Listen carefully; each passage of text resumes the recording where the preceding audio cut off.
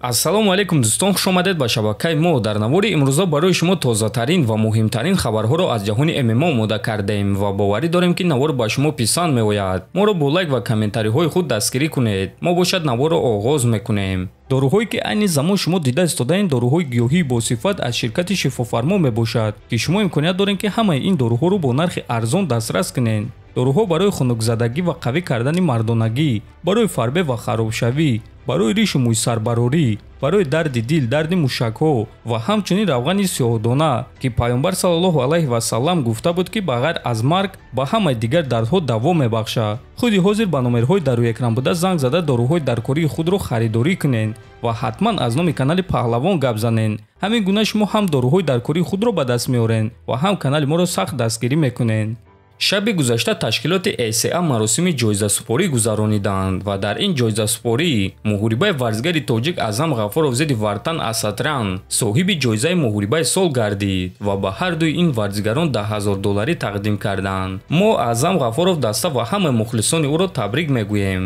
бояд қайд кард ки дар ин муҳорибаи зебо ва дурахшон варзигари тоҷик Аъзам Ғафуров бо қарори доваро пирӯзӣ ба даст оварда буд ва ин аллакай бори дуюм аст ки муҳорибаҳои Аъзам муҳорибаҳои сол мешаванд ва дар ҳақиқат Аъзам Ғафуров аз ҳама ҷангвари дурахшони ташкилоти ACA ба ҳисоб меравад. айни замон Аъзам Ғафуров барои моҳи Рамазон омода шуда истодааст ва баъди моҳи Рамазон саҳна ва рақиби ӯ дар якдуфинали гран-при вазни 57 килограмми ACA маълум хоҳад шуд.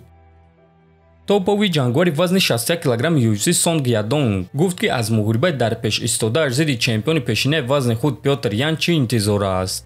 муҳориба бо Пётр аз ҳама муҳорибаи муҳим дар зиндагии ман аст. агар ки ғолиб шуда тавонам, пас ин ғалаба маро барои унвон ба як қадам наздик мекунад. албатта ки Пётр чемпион буд ва ӯ ҷангвари топ аст. ӯ техникаи зарбазании хуб дорад ва ба назари ман ӯ дар муҳориба зидди омели ғолиб шуда буд ва ӯ ҳоло ҳам ҷангвари хеле хуб аст. фикр намекунам ки танаффуси тӯлонӣ ба ӯ таъсир расонда метавонад. шояд ки ин чиз ба ӯ имконият дод ки хатогиҳои худро ислоҳ карда малакаҳои худро боз ҳам хубтар кунад. ман сахт ин муҳорибаро мехостум ва ҳозир лаҳзаи беҳтарин аст ва ман барои ин муҳориба вақти зиёд доштум. худро хеле хуб ҳис мекунам ва ман ҳам ҷисман ва ҳам рӯҳан барои ин муҳориба тайёрам, гуфтааст Ядонг. хотиррасон мекунем ки муҳориба байни Сонг Ядонг ва Пётр Ян аллакай шаби шанбе ба якшанбе дар турнири UFC 299 баргузор мегардад.